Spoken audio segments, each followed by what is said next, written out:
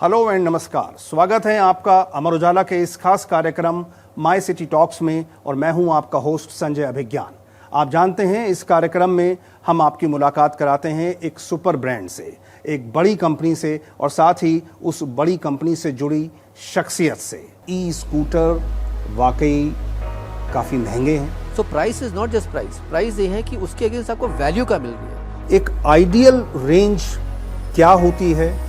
80 से 90 is more than enough. Fire concerns जो हैं, आग लगने की जो घटनाएं हैं, एक तो ये कि कितनी कॉमन है। टेम्परेचर का आग लगने से कोई मतलब नहीं है, जीरो, कोई मतलब नहीं। आज हम बैठे हैं बेंगलोर में एथर एनर्जी के ऑफिस में, जो ई स्कूटर बनाने वाली एक बहुत बड़ी और प्रतिष्ठित कंपनी है। और हमारे साथ हैं एथर एनर्जी के CBO, chief business officer Ravneet Singh. बहुत बहुत स्वागत है आपका। ई व्हीकल और जो ई स्कूटर्स हैं उसको लेकर आम आदमी को बहुत ज़्यादा अभी पता नहीं है और बहुत सारी गलतफहमियां भी हैं मार्केट में। तो सबसे पहला सवाल तो मेरा यही है कि एक जो मेरे जैसा या मेरे परिवार के किसी नौजवान जैसा व्यक्ति है अगर, तो वो ई स्कूटर ही क्यों खरीदे?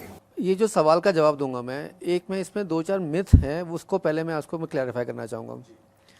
देखिए, मार्केट में अगर आप जाएंगे, लोगों से आप बात करेंगे तो बहुत लोग समझते हैं कि ई स्कूटर या कोई भी ई व्हीकल, उसका लेने का प्राइमरी मोटिव 2 है। ये लोगों का मानना है, काफ़ी लोगों का। एक है कि ये चलाने में सस्ता है क्योंकि इसमें पेट्रोल नहीं है, इलेक्ट्रिसिटी है, कॉस्ट ऑफ रनिंग कम है, सर्विसिंग कॉस्ट कम है। दूसरा ये है कि ये एनवायरनमेंट के लिए अच्छा है, ये एयर के लिए अच्छा है। ये दोनों बात सच है, लेकिन ये प्राइमरी रीज़न नहीं है आपको लेने के लिए। Even though this is true, आपको देखना है कि ये स्कूटर जो है as a machine, as a vehicle, वो आपको क्या देता है ये। और ये अगर आप देखेंगे तो ये जो ई स्कूटर जो है, ई व्हीकल हैं, ये अपने जो पेट्रोल के जो स्कूटर हैं या बाकी व्हीकल हैं उनसे अपग्रेड है। और सबसे क्लोजेस्ट एग्जांपल मेरा है कि जैसे आप फीचर फ़ोन से स्मार्टफोन का जंप था, ये वैसा जंप है ये। तो आप चाहे आप इसका एक्सेलरेशन देखिए, टॉप स्पीड देखिए, हैंडलिंग देखिए, ब्रेकिंग देखिए, बैलेंस देखिए, टच स्क्रीन डैशबोर्ड देखिए, इसमें कनेक्टिविटी है, इसमें नेविगेशन है, इसमें रिमोट डायग्नोस्टिक्स हैं, ऐसी बहुत चीज़ें हैं जो आपको दूसरे स्कूटर में नहीं मिलती हैं। ये तो आपका प्राइमरी ये एक अपग्रेड है, ये नई टेक्नोलॉजी है। ये जैसे कोई भी टेक्नोलॉजी, कोई भी कैटेगरी में आप स्टेप अप करते हैं तो ये स्टेप अप है। उस स्टेप अप के रहते आपके पैसे बच रहे हैं, बढ़िया है, ट्रू है, और इन्वायरमेंट में के लिए अच्छा है, वो भी बढ़िया है, लेकिन सिर्फ उसके लिए नहीं है ये it is essentially a better technology. एक और बहुत बड़ा फैक्टर है जो आम कस्टमर के दिमाग में होता है और वो है कीमत। तो ऐसा महसूस किया जाता है और जो लोग ख़रीद रहे हैं वो भी ये बताते हैं कि अभी भी इसका जो प्राइस बैरियर है, यानी कि जो कीमत है, वो काफ़ी ज़्यादा है। जो मार्केट में ऑल्टरनेटिव उपलब्ध हैं, विकल्प मौजूद हैं, उनके मुकाबले में महंगा है। तो क्या ई स्कूटर वाकई काफ़ी महंगे हैं? क्या कहते हैं आप? एक तो ये है कि अगर आप सिर्फ स्टिकर प्राइस देखिए कि अगर एक पेट्रोल स्कूटर है, उसके साथ में उसके टक्कर का अगर एक कोई इलेक्ट्रिक स्कूटर है तो उससे महंगा है, लेकिन उसमें अंतर कितना, पहले आप ये देखिए। पेट्रोल के दाम ऊपर नीचे होते रहते हैं, हर स्टेट में अलग है, लेकिन मोटा मोटी अगर आप देखें तो स्कूटर में 1 किलोमीटर आपको पड़ता है 2 रुपये 10 पैसे, 2 रुपये 15 पैसे का।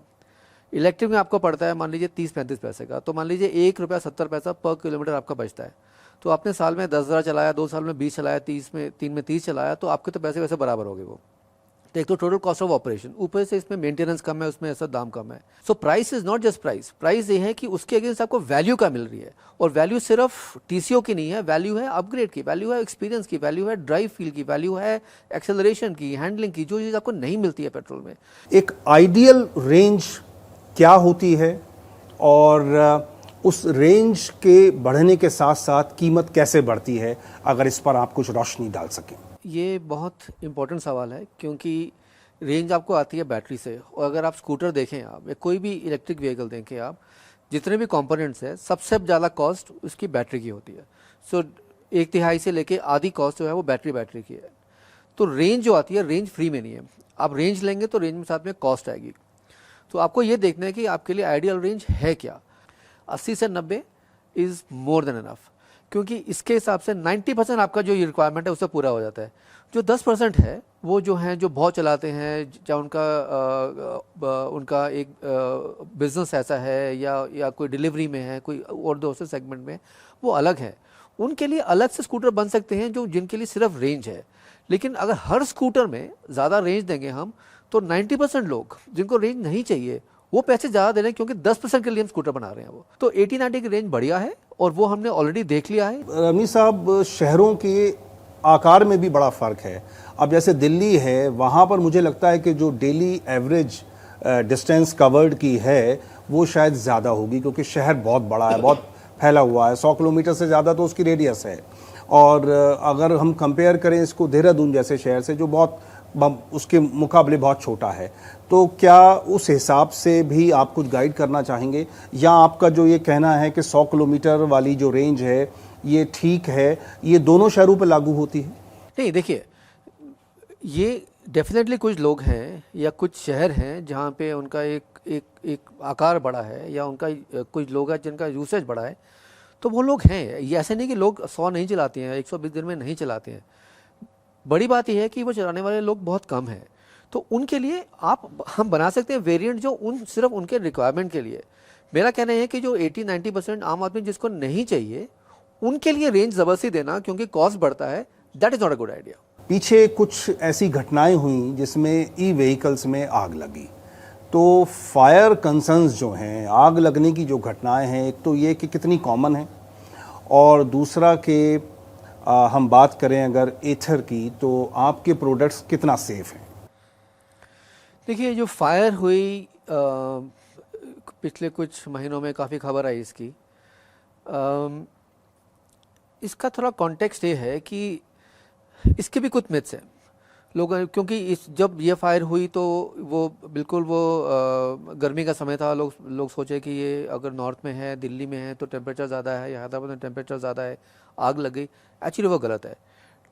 टेम्परेचर का आग लगने से कोई मतलब नहीं है, ज़ीरो, कोई मतलब नहीं है।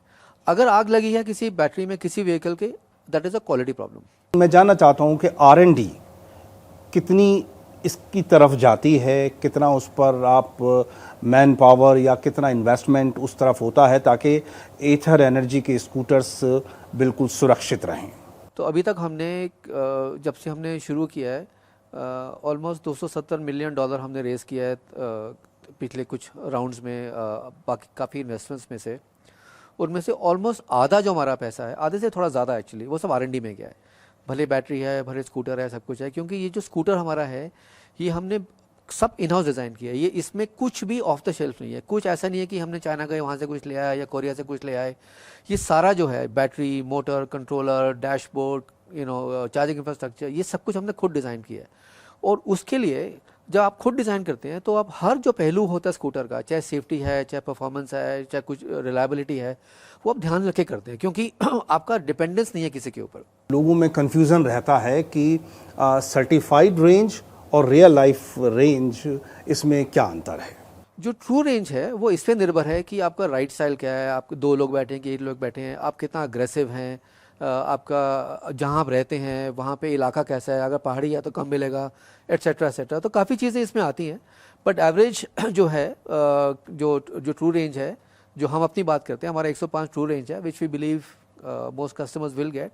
बट इम्पॉर्टेंट ये है कि जो रेंज का जो आपको जो मिलती है उसका उस पर निर्भर है कि आप गाड़ी कैसे चलाते हैं और आपकी जहाँ रहते हैं आपकी बाकी कंडीशंस कैसी गाड़ी चलाने की। इंडिया में जो इलेक्ट्रिक व्हीकल सेगमेंट है उसको गवर्नमेंट से कितना सपोर्ट मिलता है? मतलब ऐसा इम्प्रेशन बन रहा है कि भारतीय उपभोक्ता तो तैयार है इलेक्ट्रिक व्हीकल के लिए, लेकिन इंफ्रास्ट्रक्चर अभी तैयार नहीं है और अभी भी कुछ किस्म का भेदभाव बाकी है। तो अभी किस तरह की सपोर्ट आपको सरकारों से मिल रही है? देखिए संजय जी, ये जो सरकार की सपोर्ट की बात आती है, तो मेरे ने ख्याल कि ऐसा सिचुएशन है कि सरकार से हम और कुछ एक्सपेक्ट कर सकते हैं, क्योंकि सरकार ने एक्चुअली बहुत किया है। अगर आप देखें, आप पहले देखिए, आप कस्टमर साइड पे आप हमें सब्सिडी मिलती है, फेम टू सब्सिडी मिलती है जो सेंट्रल गवर्नमेंट से मिलती है। फिर जो कुछ राज्य हैं जिनके अपने टॉप अप सब्सिडी है, GST कम है, कहीं पे रोड टैक्स नहीं है। तो जो सरकार ने किया है वो आई थिंक बहुत किया है, जो उम्मीद से ज़्यादा किया, मैं ये बोलूँगा।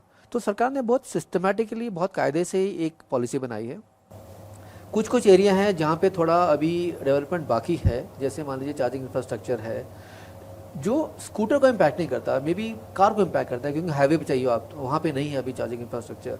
लेकिन वो भी है, आप बोलें कि वो सरकार करेगा, आई थिंक वो तो गलत बात है, ये तो आप इंडस्ट्री पे निर्भर है। जो इलेक्ट्रिकल व्हीकल्स की डिमांड है, क्या उसमें कोई ज्योग्राफिकल पैटर्न भी है? मतलब देश के अलग अलग राज्यों में कहाँ से ज़्यादा डिमांड आ रही है? अंतर है, राज्यों में अंतर है। कुछ कल्चरल है, कुछ सब्सिडी पे निर्भर है। नॉर्थ में बहुत बड़ी मार्केट है, यूपी और उत्तराखंड, वहाँ पे सब्सिडी नहीं है, इसलिए वहाँ पे दाम ज़्यादा है। तो उसलिए हमारी थोड़ी सेल उस हिसाब से कम है, क्योंकि हमारा स्कूटर प्रीमियम है। वहाँ पे मिड एंड स्कूटर ज़्यादा बिकते हैं, क्योंकि वहाँ पे प्राइसिंग का थोड़ा एडवांटेज है वो। तो थोड़ा ऑल्सो हमने देखा है कि काफ़ी ऐसे इंडस्ट्रीज़, काफ़ी कैटेगरी हैं जहाँ पे जो टेक्नोलॉजी जंप है वहाँ पे यूजुअली साउथ और वेस्ट से शुरू होता है, फिर नॉर्थ, फिर ईस्ट। टिपिकल एक पैटर्न देखा गया है ये। ई बाइक्स के लिए, जिसमें ई स्कूटर्स भी शामिल हैं, वो 12% कंपाउंड एवरेज ग्रोथ रेट के हिसाब से आगे बढ़ने जा रहा है और 2025 तक वो डबल हो जाएगी, ग्लोबल डिमांड जो उसकी है। इंडिया के लिए कोई आपका इस बारे में असेसमेंट है कि आने वाले वर्षों में कितनी इसकी मार्केट होने जा रही है और ग्रोथ रेट कितना रह सकता है? देखिए, जो इलेक्ट्रिफिकेशन है हिंदुस्तान में, उसमें अलग अलग जो व्हीकल क्लासेस हैं उनका जो अडॉप्शन है, रेट है, सबका अलग अलग है, क्योंकि सबके जो ड्राइवर्स ऑफ अडॉप्शन अलग अलग हैं। तो सबसे पहले जो है वो, सबसे आगे जो है वो है पब्लिक ट्रांसपोर्ट। मान लीजिए 3 व्हीलर है, ई रिक्शा है, प्राइमरी। जो स्कूटर मार्केट जो है, ये 2025 के आसपास ये 45 से 50% इलेक्ट्रिक 100% हो जाएगी, ये मेरा मानना है ये। और यहीं मैं एक चीज़ और जानना चाहता हूँ कि सड़कों पर जो बाइक्स या स्कूटर्स चलते हैं उनमें अब एक बहुत बड़ी संख्या जो फास्ट डिलीवरी सिस्टम्स हैं, जो आपके पिज़्ज़ा चेन्स हैं या फास्ट फूड डिलीवरी है, उनकी होती है। तो जो कार्गो बाइक्स कहते हैं या कहते हैं लॉजिस्टिक स्कूटर्स, उनकी डिमांड कैसे बढ़ रही है और आपकी जो मौजूदा अभी डिमांड है आपके उत्पादों के लिए, उनमें से कितनी इस कैटेगरी से संबंध रखती है? डिलीवरी, लॉजिस्टिक्स या वो जो मार्केट है, उसके भी दो भाग हैं। एक तो मार्केट वो है कि जो कंपनियां खरीदती हैं स्कूटर या मोटरसाइकिल अपने एम्प्लॉय को देने के लिए और डिलीवरी के लिए, एक तो वो है। दूसरा वो है कि जो लोग इंडिविजुअल अपना स्कूटर या अपने मोटर बाइक से जो डिलीवरी का काम करते हैं, जैसे मान लीजिए वो स्विगी है, जोमेटो है। जो दूसरा वाला है, जिस आदमी का वो पर्सनल स्कूटर है या पर्सनल मोटरसाइकिल है, वो तो आदमी वही लेता है जो उसको चाहिए। दूसरी सेगमेंट जो है, जो कंपनियां खरीदती हैं, वो अलग सेगमेंट है। वो उनको बेसिकली चाहिए एक स्ट्रॉन्ग रिलायबल प्रोडक्ट। वो फीचर ज़्यादा नहीं देखते, टॉप स्पीड, एक्सेलरेट, वो चीज़ नहीं देखते। उनको चाहिए एक जो स्कूटर जो कायदे का हो, जो ख़राब ना हो, जिसकी रेंज बढ़िया हो। उनका रिक्वायरमेंट बड़ा सिंपल है। वो जो मार्केट है वो छोटी मार्केट है, बट डेफिनेटली मार्केट है और रहेगी वो। उस मार्केट में हम नहीं खेलते। हमारा स्कूटर है, उसके लिए वो रेलेवेंट नहीं है वो। अमरउजाला.com के लाखों दर्शकों की तरफ से और अमर उजाला अखबार के लाखों करोड़ों पाठकों की तरफ से रवनीत का धन्यवाद करना चाहूँगा कि आपने आज हमें समय दिया